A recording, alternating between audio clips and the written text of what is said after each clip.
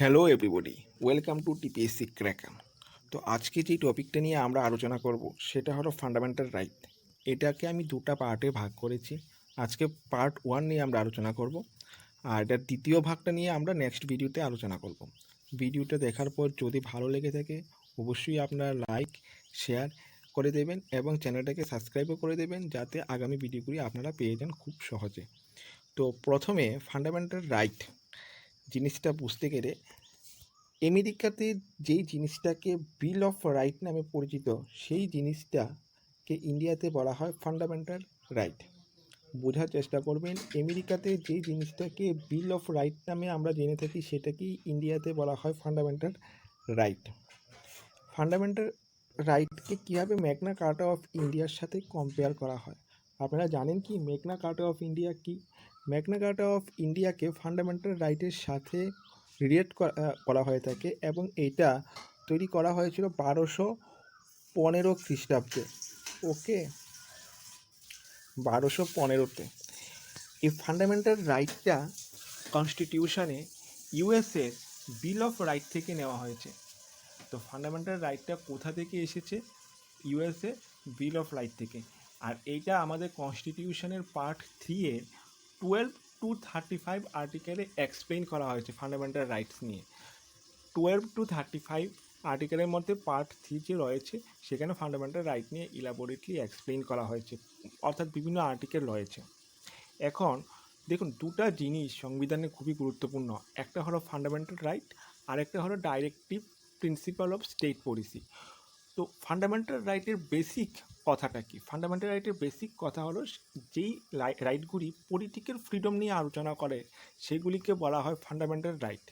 আর অন্যদিকে অপর হাতে ইকোনমিক এবং সোশিয়াল ফ্যাক্টর নিয়ে যে রাইটগুলি আলোচনা করে সেগুলিকে বলা হয় directive principle of state policy. তো ফান্ডামেন্টাল রাইটকে কেন ফান্ডামেন্টাল বলা হয় এটা আপনাদের জানতে হবে। তার পেছনে দুটা কারণ আছে। কারণ ফান্ডামেন্টাল রাইট ছাড়া কোনো ইন্ডিভিজুয়ালের অলরাউন্ড ডেভেলপমেন্ট পসিবল নয়। আর দ্বিতীয় কথা হলো, ফান্ডামেন্টাল রাইট ছাড়া কোনো ইন্ডিভিজুয়াল ডিগনিফাইড ম্যানারে সারভাইভ করতে পারে না। দুটা জিনিস, একটা হলো অলরাউন্ড ডেভেলপমেন্ট পসিবল নয় কোনো ইন্ডিভিজুয়ালের, সেকেন্ড হলো ডিগনিফাইড ম্যানারে সারভাইভ করতে পারে না কোনো ইন্ডিভিজুয়াল। তাই এটাকে ফান্ডামেন্টাল রাইট বলা হয়ে থাকে। এখন ফান্ডামেন্টাল রাইটের কিছু ক্যারেক্টারিস্টিক আছে। ফার্স্ট ক্যারেক্টারিস্টিক হলো এটা check on unlimited power of the স্টেটের যে আনলিমিটেড পাওয়ার আছে তার উপর রেস্ট্রিকশন দেওয়ার ক্যাপাবিলিটি রাখে ফান্ডামেন্টাল রাইট, চেক করার ক্যাপাবিলিটি রাখে। সেকেন্ড, অ্যাভাইলেবল এগেনস্ট স্টেটের এগেনস্টে সে প্রতিরোধ করতে পারে, অর্থাৎ যদি গভর্নমেন্ট কোনো অনৈতিক কাজ করে যেটা ইন্ডিভিজুয়ালের ডেভেলপমেন্টের জন্য ক্ষতিকারক বা ডিগনিফাইড ম্যানারে ইন্ডিভিজুয়াল সার্ভাইভ করতে পারছে না, তখন ফান্ডামেন্টাল রাইট স্টেটের এগেনস্টে দাঁড়াতে পারে। থার্ড হলো এটা নন অ্যাবসলিউট, অর্থাৎ ফান্ডামেন্টাল রাইটকে আমরা চাইলে এটা চেঞ্জ করা যেতে পারে, এটাকে অনেক সময় ক্যান্সেলও করা যেতে পারে প্রয়োজন অনুযায়ী। আরেকটা হলো সাসপেন্ড ডিউরিং ইমার্জেন্সি টাইমে ফান্ডামেন্টাল রাইটকে সাসপেন্ড করা হয়। ইমার্জেন্সি টাইমে অটোমেটিক্যালি ফান্ডামেন্টাল রাইটের মধ্যে যে 19 নাম্বার রয়েছে আর্টিকেল, এটা 19-1, এটা অটোমেটিক্যালি ক্যান্সেল হয়ে যায়। ফার্দার যদি রাষ্ট্রপতি চেয়ে থাকে, প্রেসিডেন্ট চায়, তবে বাকি ফান্ডামেন্টাল রাইটগুলিকেও ক্যান্সেল করে দিতে পারে। শুধু দুটো ফান্ডামেন্টাল রাইটকে কখনো ক্যান্সেল করা যায় না, যেটা হলো আর্টিকেল 20 এবং 21। এই দুইটা ফান্ডামেন্টাল রাইটকে ইমার্জেন্সি পিরিয়ডও ক্যান্সেল করা যায় না। ওকে, ফান্ডামেন্টাল রাইট কতগুলি আছে আমাদের? ফান্ডামেন্টাল রাইট আমাদের রয়েছে বেসিক্যালি এখানে 6টা, বাট ম্যাটার হলো এখানে ইনিশিয়ালি ছিল 7টা, কিন্তু 1978-এর 44 অ্যামেন্ডমেন্ট অনুযায়ী কী করা হয়েছে, 1978-এর 44th অ্যামেন্ডমেন্ট অনুযায়ী 19-1 F এবং রাইট টু প্রপার্টি, এই দুটো ফান্ডামেন্টাল রাইটকে সরিয়ে নেওয়া হয়েছে এবং 300 নাম্বার আর্টিকেলে এগুলির নাম দেওয়া হয়েছে, এগুলিকে বসানো হয়েছে এবং তখন থেকে এগুলির নাম লিগ্যাল রাইট বা কনস্টিটিউশনাল রাইট হিসেবে পরিচয় পেয়ে গেছে। সো এই মুহূর্তে রাইট নাও আমাদের ফান্ডামেন্টাল রাইট রয়েছে ছটা: right to equity, right to freedom, right to exploitation, right to religion, cultural and educational right, right to constitutional রিমিডিস।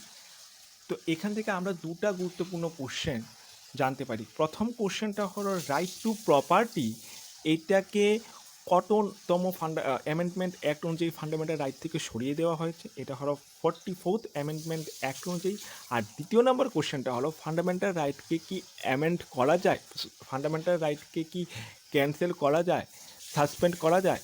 হ্যাঁ, ফান্ডামেন্টাল রাইটকে সাসপেন্ড করা যায় during the time of emergency. কেবলমাত্র দুটো ফান্ডামেন্টাল রাইট রয়েছে, 20 এবং 21, যে দুটাকে ইমার্জেন্সি টাইমেও আমরা সাসপেন্ড করতে পারি না। তো দেখুন, আজকে আমি তিনটা আর্টিকেল, গুরুত্বপূর্ণ আর্টিকেল নিয়ে শর্ট রিভিশন করে দিচ্ছি। আর নেক্সট যে পার্টটা আমি বলবো, সেই পার্টে বাকি যে এই ছটা সেট রয়েছে ফান্ডামেন্টাল রাইটসের, ওইগুলি নিয়ে বলে দেব। তো প্রথমে আমরা আসি আর্টিকেল 12। আর্টিকেল 12 স্টেটের ডেফিনেশন দিয়ে থাকে। আর্টিকেল 12-এ ফার্স্ট বলা হয়েছে executive and legislature of union. Second বলা হয়েছে executive and legislature of state. Third বলা হয়েছে লোকাল অথরিটির আন্ডারে এখানে পঞ্চায়েত, মিউনিসিপ্যালিটি এগুলি এসে যায়। আর ফোর্থ রয়েছে আদার অথরিটি। এখন ফোর্থ পার্টটা যেটা রয়েছে, আর্টিকেল 12 স্টেটকে ডেফিনেট করে থাকে, স্টেটের ডেফিনেশন দিয়ে থাকে, এবং এটার আন্ডারে 4টা পার্ট রয়েছে। উপরের 3টা পার্ট তো আপনারা শর্ট বুঝে নেবেন, কিন্তু থার্ড পার্টটাতে গুরুত্বপূর্ণ খুবই। থার্ড পার্টটা কতটুকু ওয়াইডলি থার্ড পার্টটাকে এক্সপ্লেইন করা হয়। আদার অথরিটির মধ্যে কোন কোন জিনিসগুলি আসে সেইগুলি আপনাদের জানতে হবে। তার সাথে সাথে আদার অথরিটিতে আরেকটা জিনিসের মেনশন রয়েছে, যেটা হলো যে জুডিশিয়ারি কি স্টেটের আন্ডারে আসে, জুডিশিয়ারি কি স্টেটের ডেফিনেশনকে স্যাটিসফাই করে। এই দুটা জিনিস আদার অথরিটির খুব গুরুত্বপূর্ণ দুটা পার্ট।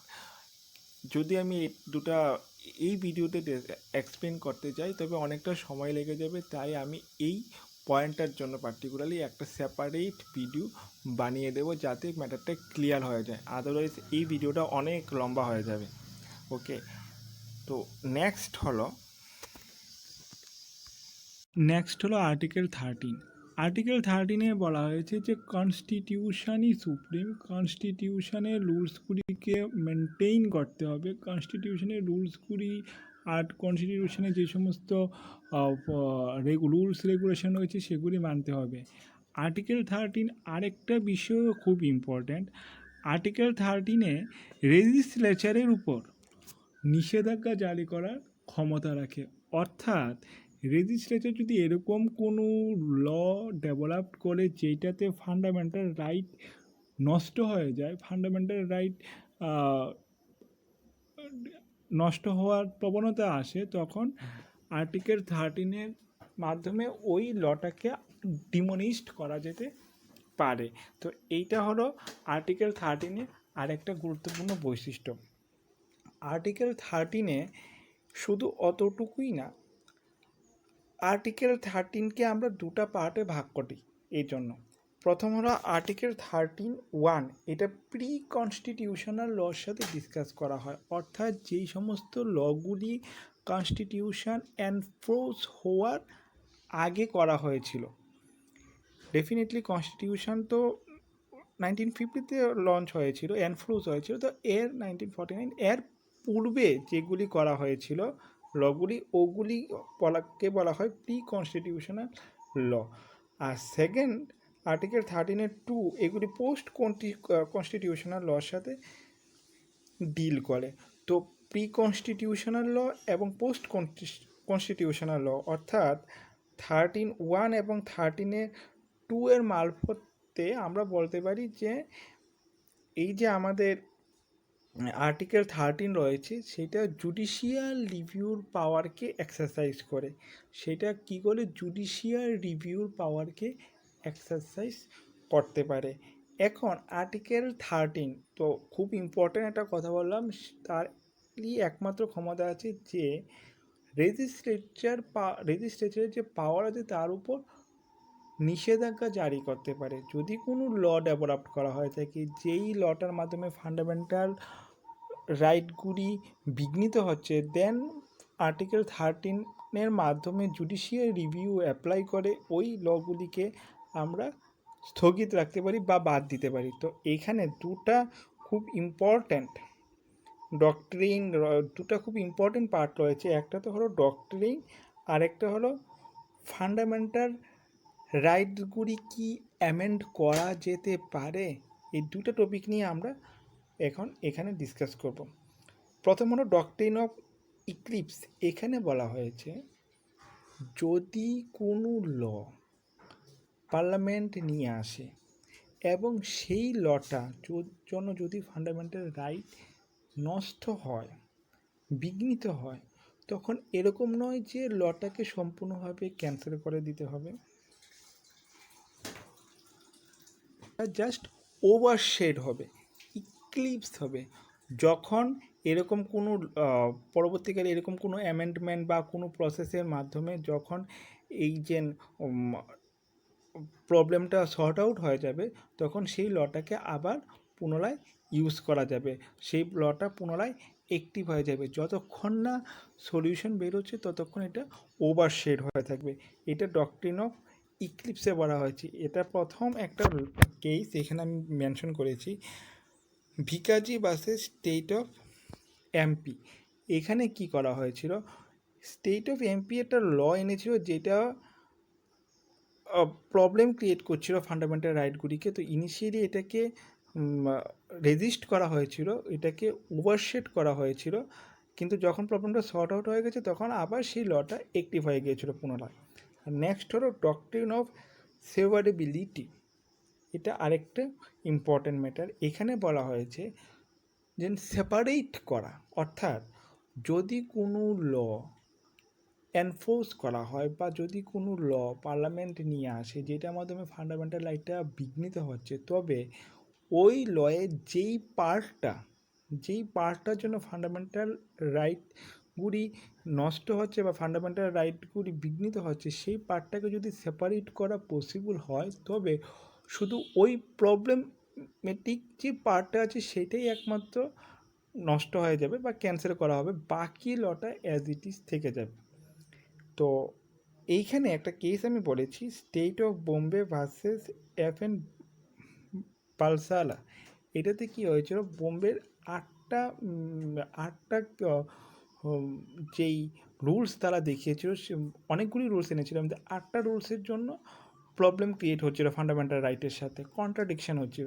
তো জাস্ট ওই 8টা পার্ট ক্যান্সেল হয়েছিল, বাকি রটা অ্যাজ ইট ইজ থেকে গেছিলো। তো এটা হলো ডক্ট্রিন অফ সেভারেবিলিটি, অর্থাৎ প্রবলেমেটিক পার্টটাকে সেপারেট যদি করা পসিবল হয়, দেন ওই প্রবলেমেটিক পার্টটি কেবলমাত্র ক্যান্সেল করা হয়, বাকি লটা থেকে যায়।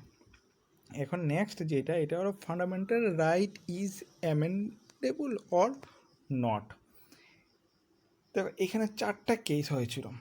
প্রথম কেসটা ছিল Shankar Prasad versus union of India. এইখানে বলা হয়েছিল, সুপ্রিম কোর্ট বলে দিয়েছিল আর্টিকেল 368-এর মাধ্যমে পার্লামেন্ট অ্যামেন্ড করতে পারে। সো ওইটার আর্টিকেল 368 ইউজ করলে পার্লামেন্ট যদি চায় তবে ফান্ডামেন্টাল রাইটসকেও অ্যামেন্ড করতে পারে। আচ্ছা, সজ্জন Singh versus state of Bihar. এইখানেও সুপ্রিম কোর্ট বলেছিল হ্যাঁ, it is possible, article 368 use করে পার্লামেন্ট চাইলে অ্যামেন্ড করতে পারে ফান্ডামেন্টাল রাইটকে। কিন্তু Golaknath versus state of Punjab, এখানে বলা হয়েছিল যে প্রথমবার পার্লামেন্টের যে ল তৈরি করার রুলস এটার উপর নিষেধাজ্ঞা জারি করা হয়েছিল এবং বলেছিল না, 368 অ্যাপ্লাই করে পার্লামেন্ট বা লেজিসলেটর যাই হোক সে চাইলে ফান্ডামেন্টাল রাইটসগুলিকে অ্যামেন্ড করতে পারে না। এটা ফার্স্ট টাইম টোটালি নেগেটিভ কথা বলে দিয়েছিল, পসিবল না। কিন্তু ফাইনালি কেশবন্ত ভারতী ভার্সেস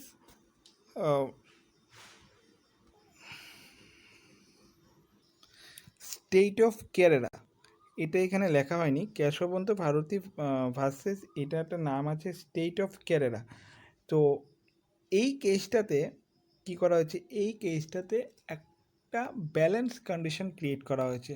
অর্থাৎ এইখানে সুপ্রিম কোর্ট ডিক্লেয়ার করেছে যে ইয়েস, পার্লামেন্ট যদি চায় দেন 368 আর্টিকেলের ইউজ করে সে ফান্ডামেন্টাল রাইটকে চেঞ্জ অ্যামেন্ড করতে পারে। কিন্তু কনস্টিটিউশনের যে বেসিক ফিচার রয়েছে সেটা যাতে নষ্ট না হয়। অর্থাৎ এটা পজিটিভও নেগেটিভও ব্যালেন্স কন্ডিশন ক্রিয়েট করেছে এখানে, যে অ্যামেন্ডমেন্ট করা পসিবল ফান্ডামেন্টাল রাইটের, ডিক্লেয়ার করে দেওয়া হয়েছে, কিন্তু কন্ডিশন দিয়ে দিয়েছে যে কনস্টিটিউশনের বেসিক ফিচার যাতে বিঘ্নিত না হয়। তো এখন আপাতত এটার পড়ার কোনো চেঞ্জ করা হয়নি। এখানে এই 4টা কেস নাম আমি পড়ে দিয়েছি। প্রথম 2টা কেস সে ডাইরেক্টলি পড়ে দেওয়া হয়েছিল যে yes, fundamental right is amendable by using 368। কিন্তু থার্ড কেসে বলা হয়েছে যে no, parliament can't able to amend our fundamental rights. কিন্তু কেশবন্ত ভারতী কেসের মাধ্যমে একটা ব্যালেন্স সিচুয়েশন ক্রিয়েট করা হয়েছে এবং বলা হয়েছে যে ফান্ডামেন্টাল রাইটকে অ্যামেন্ড করা পসিবল, কিন্তু কনস্টিটিউশনের বেসিক ফিচার যাতে নষ্ট না হয়। নেক্সট আমাদের নেক্সট ভিডিও ওইটা পার্ট 2, এইটা ফান্ডামেন্টাল রাইটে ওইটাতে ডিসকাস করবো, আদারওয়াইজ ভিডিওটা অনেক বড় হয়ে যাবে। নেক্সট ক্লাসে দেখাবো যে ফান্ডামেন্টাল এখানে যে বাকিগুলি রয়েছে, right to equity, right two education, এগুলিতে কত নাম্বার আর্টিকেলে কি বলা হয়েছে। কিন্তু এই 2টা আর্টিকেল যেটা বললাম, article 13 and article 12, this 2 are very very essential. যে কোনো কম্পিটিটিভ এক্সামে specially Golaknath versus state of পাঞ্জাবের কথা জিজ্ঞাসা করা হয়। দেন জিজ্ঞাসা করা হয় যে কেশবন্ত ভারতী কোন কেসটার মাধ্যমে supreme court balance condition create করেছিল। দেন আরেকটা কোশ্চেন জিজ্ঞেস করা হয় যে জুডিশিয়াল রিভিউ কত নাম্বার আর্টিকেলে এক্সপ্লেন করা হয়েছে। তো এই সব কোশ্চেনগুলি ভেরি ভেরি ইম্পর্ট্যান্ট। তো আশা করি আপনাদের এই আর্টিকেল 12, 13 এবং ফান্ডামেন্টাল রাইটস কী, ফান্ডামেন্টাল রাইটসের সাথে ডাইরেক্টিভ প্রিন্সিপালের কীরকম পার্থক্য রয়েছে, কোনটা কোন কাজে ইউজ করা হয়, এগুলি এক্সপ্লেন করা, এগুলি আপনারা বুঝে গেছেন। তো ভিডিওটা যদি ভালো লেগে থাকে তো অবশ্যই আমি আবার বলছি লাইক, শেয়ার এবং সাবস্ক্রাইব করে দেবেন চ্যানেলটাকে। আর আপনারা অনেকেই ভিডিওটা দেখে অনেকেই, বাট সাবস্ক্রাইব কেউ করে না। তো প্লিজ আমি রিকোয়েস্ট করছি চ্যানেলটাকে সাবস্ক্রাইব করে দেবে, যাতে আমার চ্যানেলে আরও স্প্রেড হতে পারে। তবেই তো আমি আরও সুন্দর করে ভিডিও বানানোর জন্য ইচ্ছা করবে আমার, না? So please